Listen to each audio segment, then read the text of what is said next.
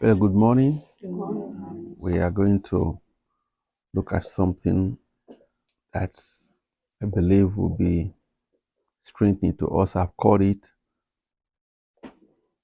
Overhaul Your Company. Overhaul your company. Company in this sense doesn't mean your business, it just means your association, your environment, those you associate with. Overhaul it. What do I mean by that? We all individually and collectively must learn to only embrace productive people. We as individuals and as a church must learn to only embrace productive people. The person that is not productive should be left alone. Productive people.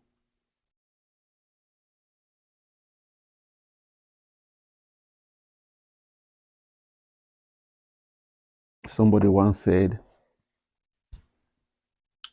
that the closest 5 people to you shows your future. The closest 5 people to you shows the future that you have. And I believe that is true, because in life we are always being influenced, whether you know it. Nobody ever comes to you and say, I want to influence you. But before you know it, what you see happening around you, what you see happening around you becomes what you begin to adopt. And that's one of the reasons the rich never want to be friends with the poor. You'll never see a millionaire who is a friend with a poor person. It's practically impossible. It's not pride, it's not arrogance, it's not wickedness. It is just the reality of life.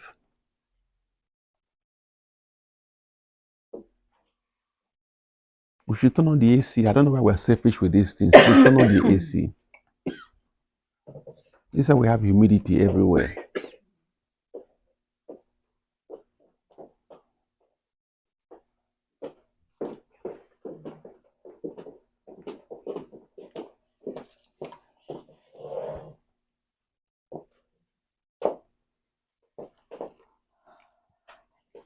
The closest 5 people to you, it is very, very simple.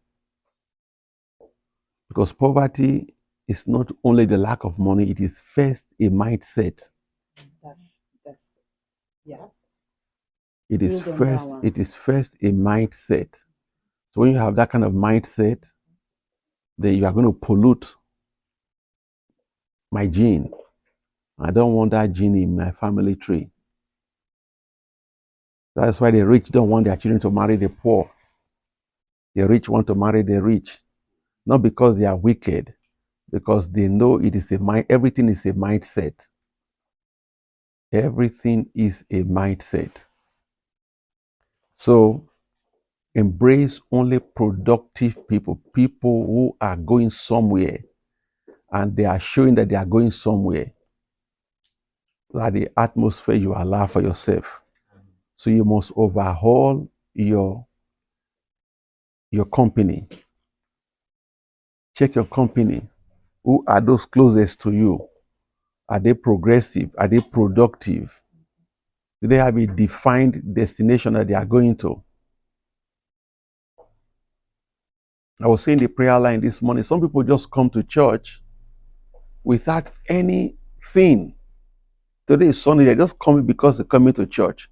They have no desire to receive anything from God. They have no plan. They just sit there. The church is over and they just pick up and they just go. What happened in the church? What affected it? They have no idea. It's almost like being a zombie. You must have something you are believing God for. It's not always about material needs. If it is just to love God more, just to know Him more, just to grow in grace more, nothing is wrong with that. When we say having a desire for God, it's not always about, oh, God bless me, give me a chair, give me a wife, give me a husband, give me children. It's not always about that. Just a desire to know Him, a desire to love Him in response to His love for you already. That is something. So what do? We must overhaul our company. Number one, productive people. That's all you embrace. Number two, people with a purpose are people that you embrace around you. I'm not saying become enemy to those who are down, far down there. No. But don't put them within your first 5 people. They're not important to you at all. They're absolutely not important to you. You reach them to help them, but they are not part of your closest circle. Because your closest circle will influence you, either to go up or to become stagnant or to go down. So it's very important to embrace those with a purpose. Okay. I believe when Papa is talking about poverty, poor people is in the mind first. Papa is not talking that the children should just marry millionaires or billionaires as responsibility. Somebody who has potential is rich already. Somebody who knows where he's going. I always tell Anita, her children are not 30 yet.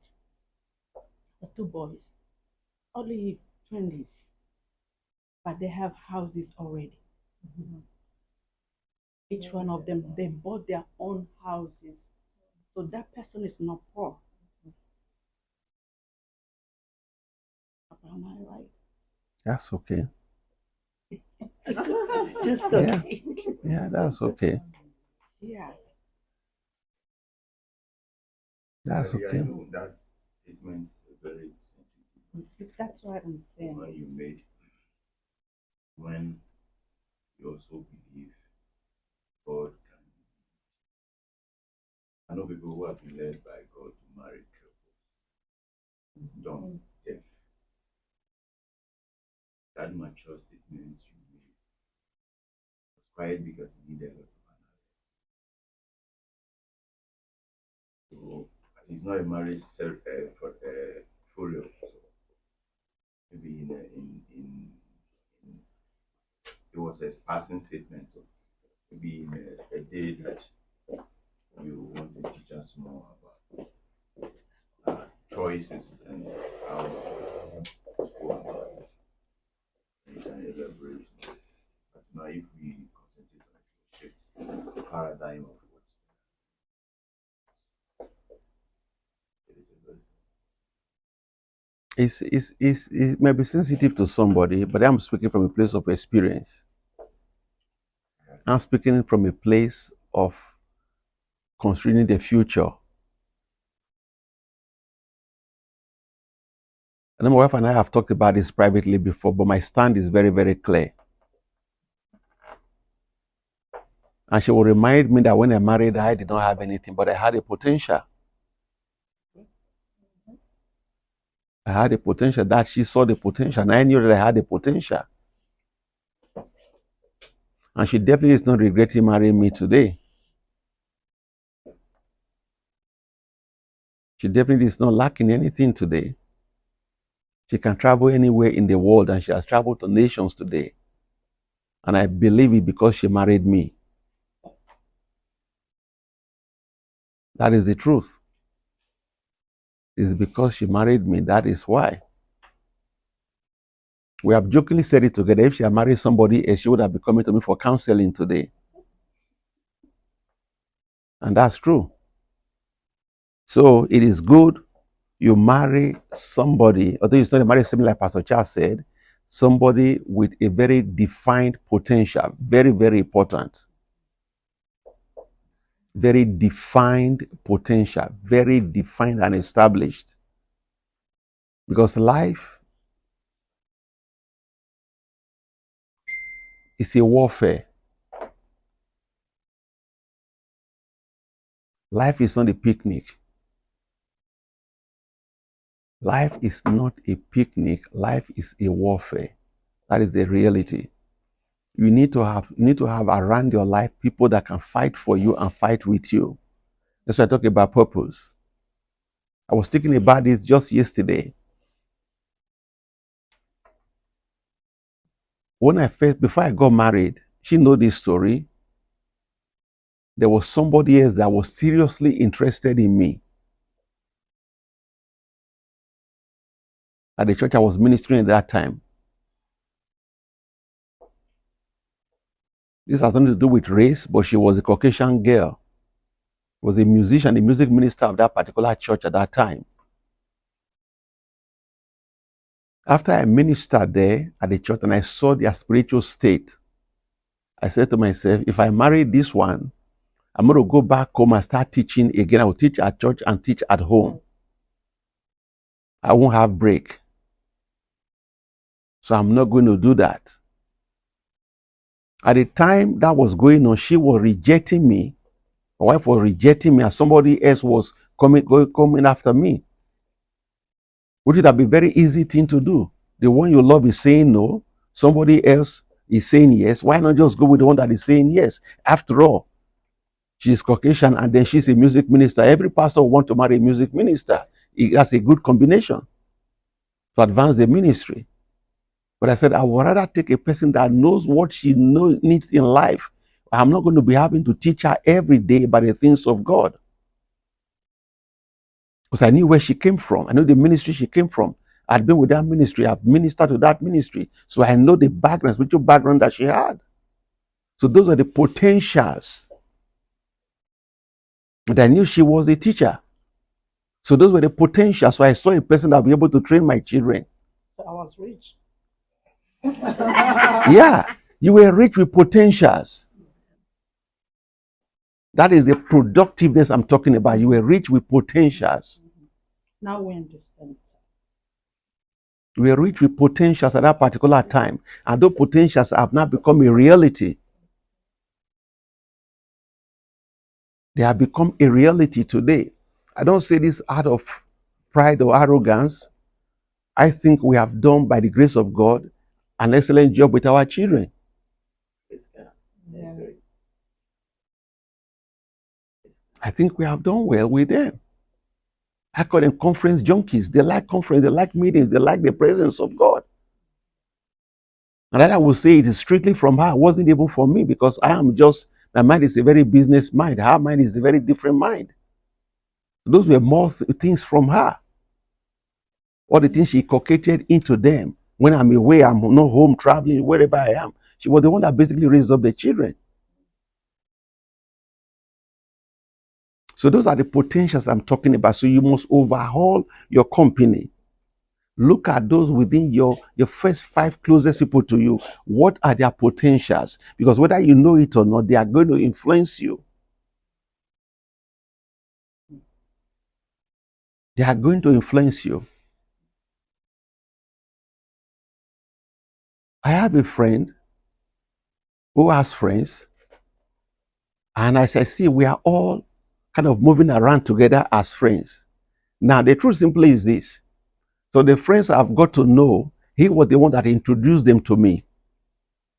But after they meet me, they become closer to me than they are with him.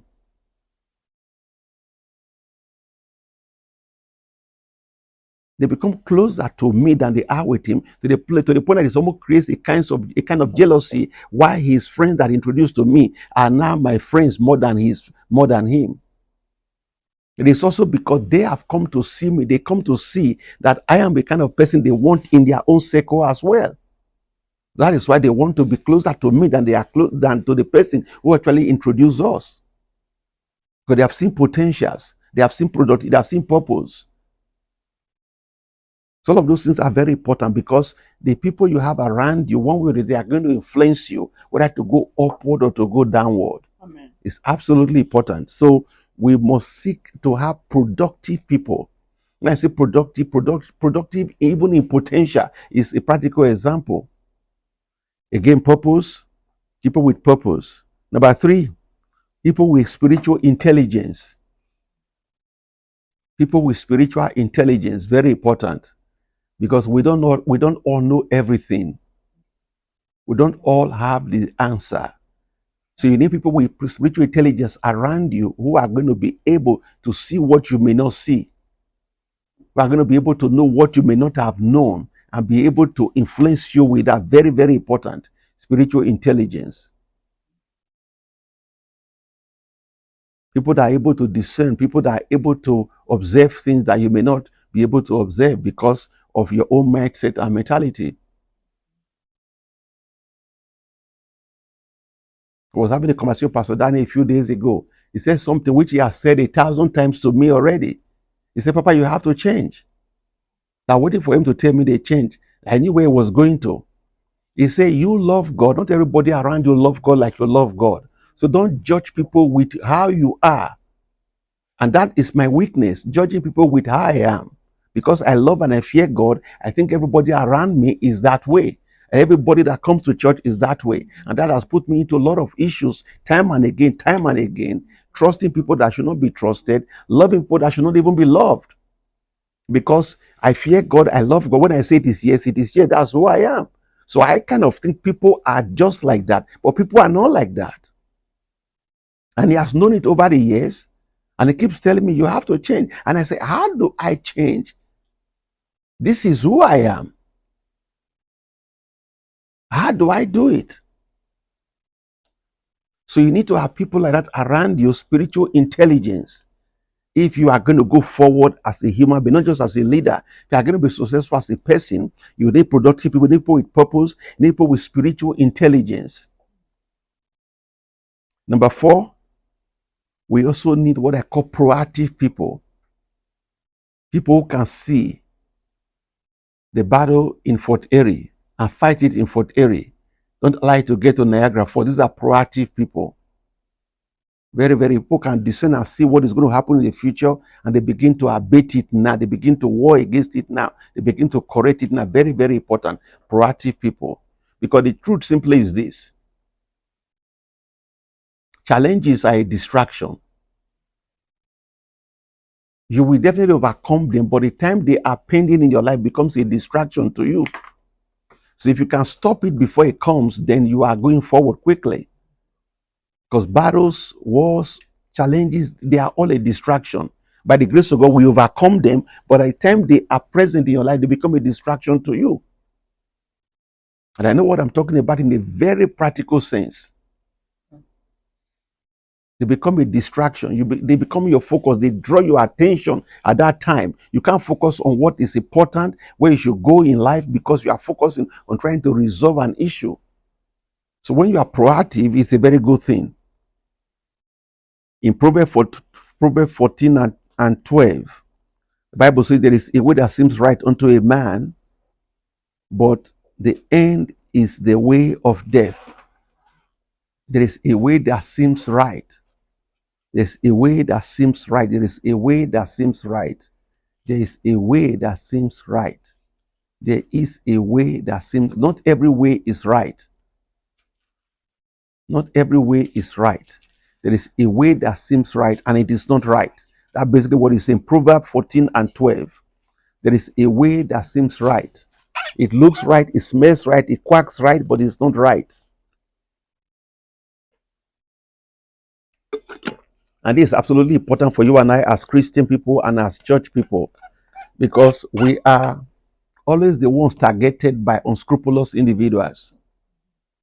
Always the one targeted by the devil. Because people see the church people as naive, compassionate, gentle, ignorant, foolish people. That's what they think about us. And so they come pretending to be part of us, pretending to be a sheep, not knowing that they are a wolf inside sheep clothing. So it's very important we understand that there's a way that seems right, but doesn't mean it is right. It may smell right, doesn't mean it is right. It may look right, it doesn't mean it is right. Again, I'm speaking from a place of experience.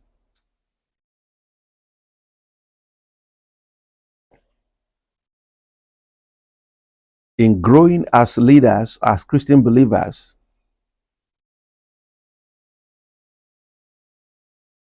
let's take note of the statement I'm about to make now.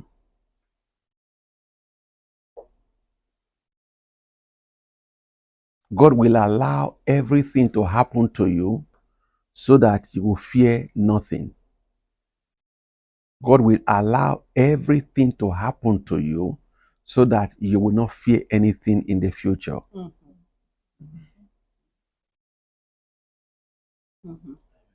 We allow every kind of thing to happen to you. He will see you through it so that in the future you wouldn't have to fear anything. Because if you have not gone through it, you will fear it. If you have not experienced it, it will torment you. So he would allow all kinds of things, good, bad, and ugly, to happen. But in the future, you won't fear anything. So if you are going through all kinds of things now, you are in good company. You are in the school of God where God is preparing you for the life that He has for you. Again, He would allow every kind of thing to happen so that you don't have to fear anything in the future.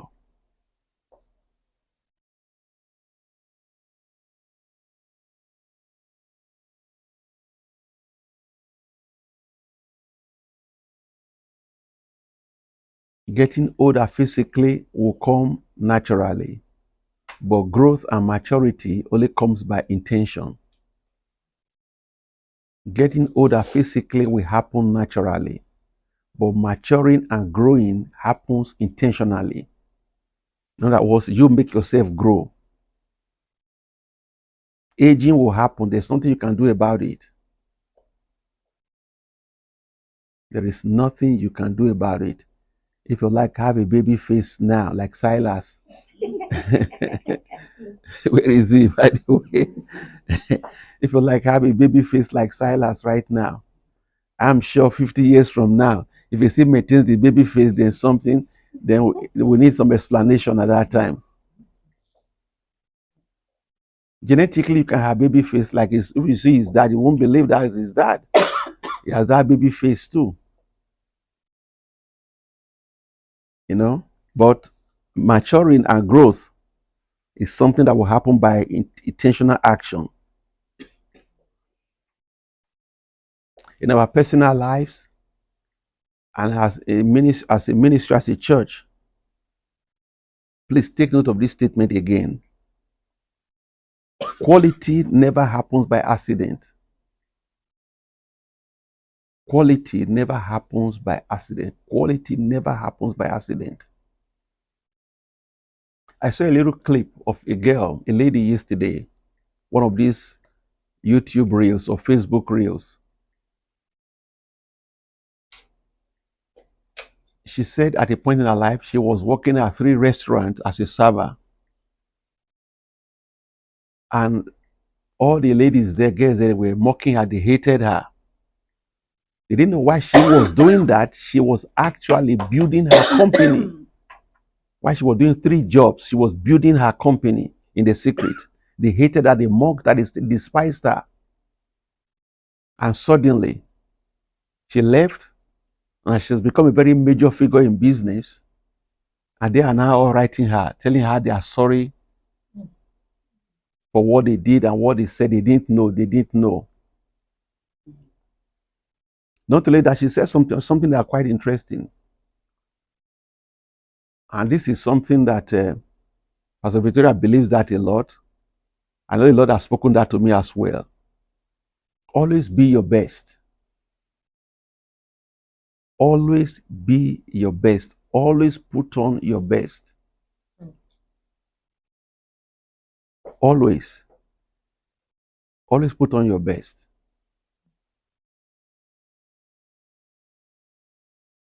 She talked about how she was going to buy an expensive car one day, but she just wore one of these. She was very casual. One of these, like sweatshirt and sweatpants. That's what she wore. And then she went to the dealership. There were other people who dressed very well in the dealership. They also want to buy. Nobody paid attention to her. We were all paying attention to others who dressed very well. Yet those were going to look for loans to buy the car. But she had the money to buy it. And when she chose the car, they didn't want to pay attention to her. But when she got to the place that she wants to pay for it, suddenly everybody was now smiling and honoring her and respecting her. Others, they were wearing Gucci and all kinds of things, and she did not. So she learned a lesson that particular day. She said she had a cheap $39 ladies bag. That's what she had. While others who had the Gucci and all kinds of Chanel bag didn't even have the money to buy what they wanted to buy. And she realized it was her appearance that made them to look at her like that, because she was casual in her appearance. So she didn't receive any respect and honor from the people. It was only after she was going to pay for it at the cashier that suddenly they began to respect her. And so since then, she has made it her own personal standard to always dress the best. Always dress the best. Always dress the best. So quality doesn't happen by accident. There's always a result of intentionality, high intentionality, sincere effort, intelligent direction, and skillful execution. And that has to do with the ministry. If we are going to be a quality church, which we all strive to be, what is going to happen? It won't happen by accident. There must be intentionality,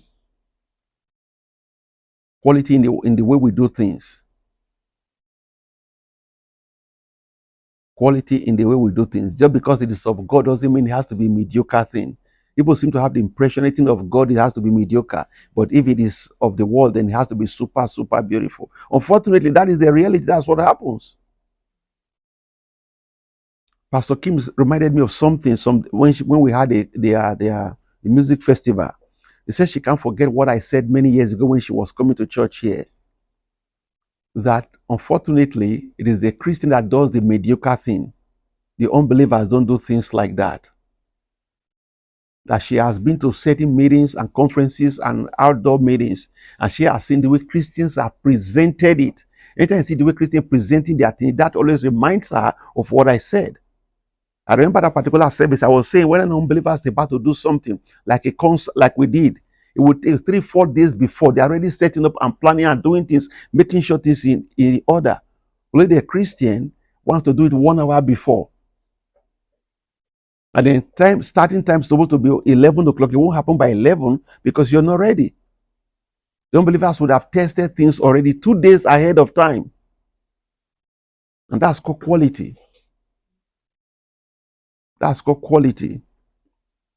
To me, it's a shameful thing that we have the Holy Spirit, and yet the believer is the way the believer is.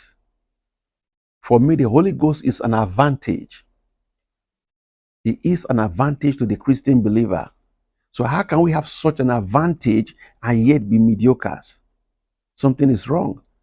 And many times we blame the devil for it. But I can surprise you, everything is not the devil. Many of these things is just about us. Many of those things is the way we respond to things. That's what makes it look as if the devil is at work. And when the devil sees our attitude, then he can even begin to augment it. But if we desire quality and begin to act that out, Satan can't stop it. Satan can't stop it. So we must overhaul ourselves, overhaul our company to make sure we're on the right track. In Exodus 33 verse 14, God himself said, my presence will go with you and I will give you rest. My presence will go with you. My presence will go with you. My presence will go with you. My presence will go with you, and I will give you rest. So God is no respecter of persons. So as pastors and ministers and leaders, we must learn not to lead the flock of God astray. Very important. Not that you just, sometimes it's not even intentional. Other times it's out of pride that you can lead the flock astray, lead your own family astray, lead yourself astray. All kinds of things will happen.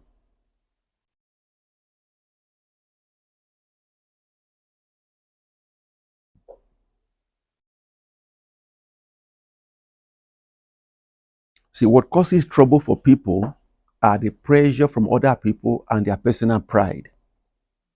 What causes trouble for lots of people, even the church and pastors and ministers, is the pressure from other people and our personal pride. Our personal pride can cause us trouble and pressure from people.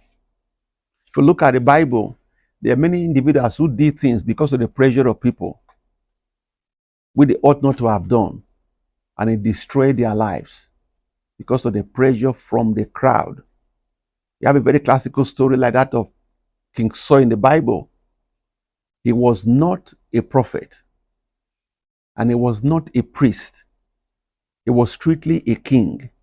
He had no right to make any sacrifice to God. But the people pressured him to make a sacrifice, which was not his authority, responsibility. And because of that, God considered it as rebellion, and he lost the kingdom. He lost the family. I mean, that could have been a generational blessing, which he lost. Pressure from people. Israel, even having a king, was the pressure they put on Prophet Samuel. Give us a king like other nations have a king. Pressure from people. God never intended for them to have a human king. He was their king.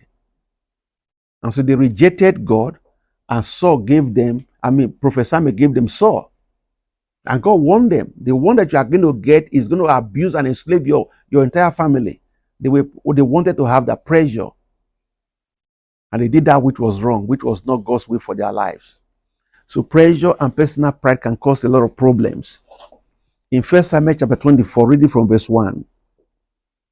Now it happened that when Saul had returned from following the Philistines, it was told him, saying, take note, David is in the wilderness of Engedi.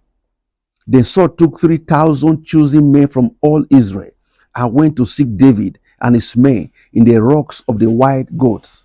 Think about this. A king looking for David and took 3,000 soldiers to look for one person.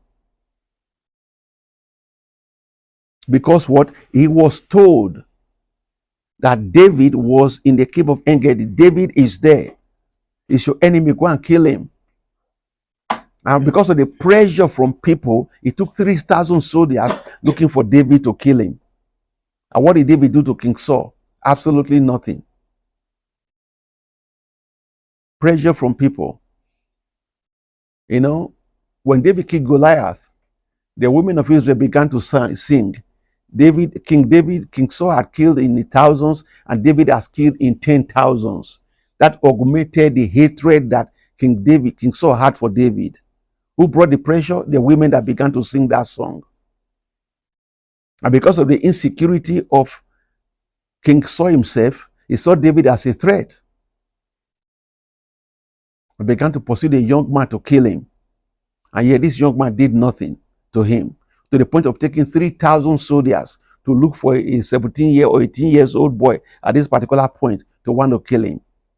3,000 soldiers. Think about that. Not 5 people, 3,000. Do we have 3,000 soldiers in Canada? I don't know how many Canada soldiers we have in Canada. Do we have up to 3? Pastor, do you know? We have up to 3,000? We should. Okay. I don't know. I'm just asking. Because you never see Canadian soldiers anywhere. I know we have more than 3,000 police in Canada, but soldiers I'm not too sure of. Probably we do. 3,000 soldiers to look for one boy to want to kill him. Verse 2, and then Saul took 3,000 choosing men from all Israel and went to seek David and his men in the rock of the white goats. So he came to the sheepfold by the road where there was a cave, and Saul went in to attend to his needs, and his men were staying in the recesses of the cave. Then the men of David said to him, this is the day of which the Lord said to you, behold, I will deliver your enemy into your hand, that you may do to him as it seemed good to you. And David arose secretly and cut off the corner of Saul's robe. Look at what is, look at pressure here. They put pressure on Saul to look for David. Now, David's men are putting pressure on David also to go and kill Saul. You see what is going on? Is that we're talking about the kind of people you must have in your atmosphere, in your environment. What was King Saul doing? King Saul was using the restroom. He removed his jacket. Who knows? Maybe he has stomach pain or what's going on at that particular time. Maybe he needed some Pepto-Bismol. Who knows what was going on? And death was looking for him. And they told David, this is the day God has said. But how did they know that this was that particular day? God never said this is the day. They were trying to misinterpret a prophecy. I think it's great wisdom for us not to allow prophecy to put pressure on us. It is great wisdom not to allow prophecy to put pressure on you. If you allow prophecy to put pressure on you, it can ruin your life. Especially as at my position, that is something that could easily destroy me if I allow prophecy to put pressure on me. Or if I allow the things that we see in the world to put pressure on me. This is a statement of boast. Sellers just came from Nigeria. Sellers can testify to it. If what we have here, if we were in Nigeria, this is super mega church. So if I allow what I see on the internet, people who started ministry, they were children when we started ministry. They are dedicating 2 private jets, talking about 3 Rolls Royces that they have. And here I'm using my credit card to pay bills for the church. If we think about those kind of things, you put yourself under pressure and you do what God is not calling you to do. Either people will put pressure on you, or the devil will use your prophetic word to put pressure on you. So we must learn to have people around us who have spiritual intelligence, so they can create a balance in your life. Create a balance in your life. And David's men, verse 4, this is the day of which the Lord said to you, behold, I will deliver your enemy into your hand. This is the day. Who told them this is the day? Pastor Charles, you're laughing.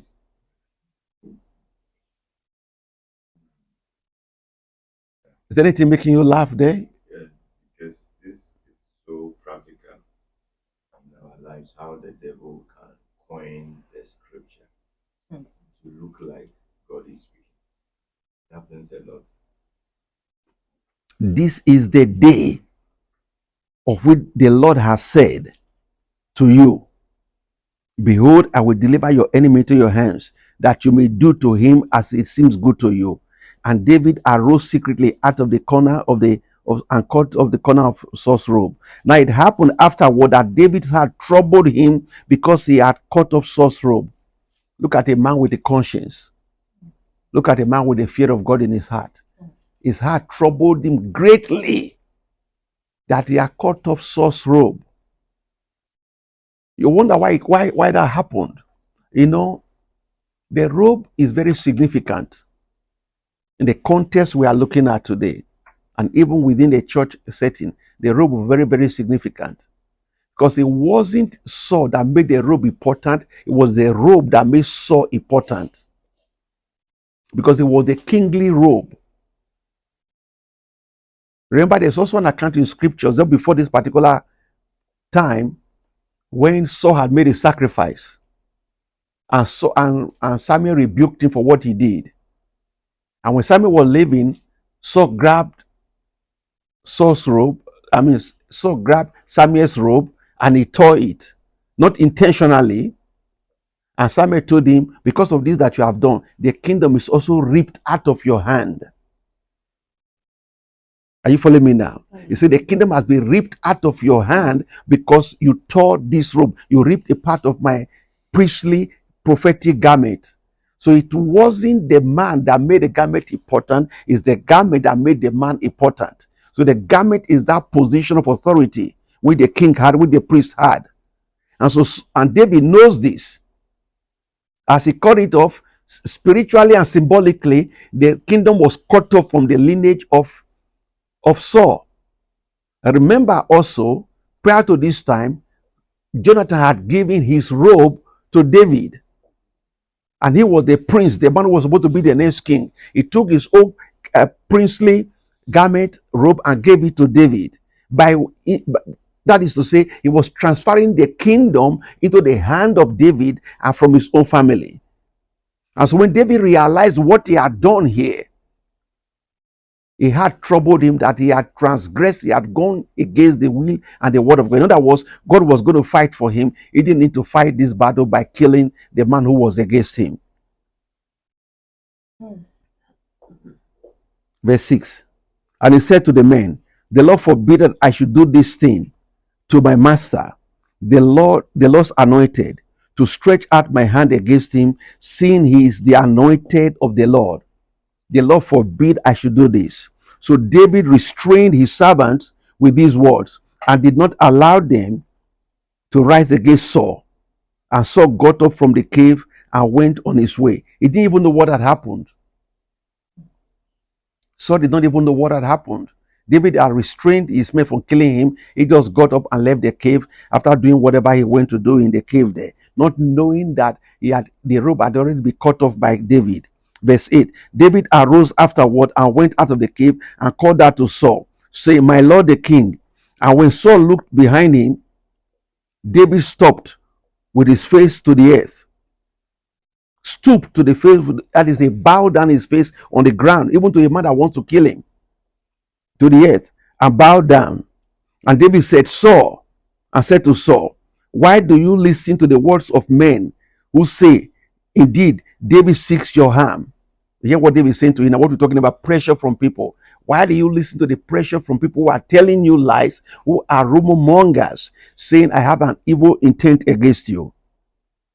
Look, this day, your eyes have seen that the Lord delivered you today into my hand in the cave, and someone urged me to kill you, but my eyes spared you, and I said, I will not stretch my hand against my Lord, for he is the Lord's anointed. Moreover, my father, see the corner of the robe of your robe in my hand. For in that I cut off the corner of your robe and did not kill you, know and see that there is neither evil nor rebellion in my heart, and I have not sinned against you, yet you haunt my life to take it. You see what pressure can do? Pressure from people. This is why, again, it's absolutely important you know your associate, your association, people that are close to you. Who are they? I have a story in the Bible of Job and his wife. When this happened, the closest person to Job was his wife. He said, curse God and die. Why do you still hold your integrity? Curse God and die. Look at what God has done to you. Shortly after that, it became his friends who came to him. Instead of helping him, they began to castigate him again. Job, you must be a very terrible, evil person. That's why all of this evil happened to you. His own friends came. Instead of being the support, they began to antagonize him. So you see the importance of having the right kind of people around you. Very important, the right kind of people. Because your pride can put pressure on you and make you do things and say things that you ought not to do or say, and then at the end of it, or you'll be the one to feel the pain. At the end of it, you'll be the one to feel the pain. When your pride and pressure from people make you to do things and say things you ought not to say or do, in contravention of the will and the word of God for your life, and that causes trouble for you. Maybe people are not around you, but people that you listen to. People that you, yeah, that's true. People that it's all part of those associated to you. People that you listen to. People that you listen to. People that you listen to. And the devil can use your own voice to speak to you. The devil can use your own voice to speak to you. And it does it. It does it. It does it. It does it. The devil can use your own voice to speak to you.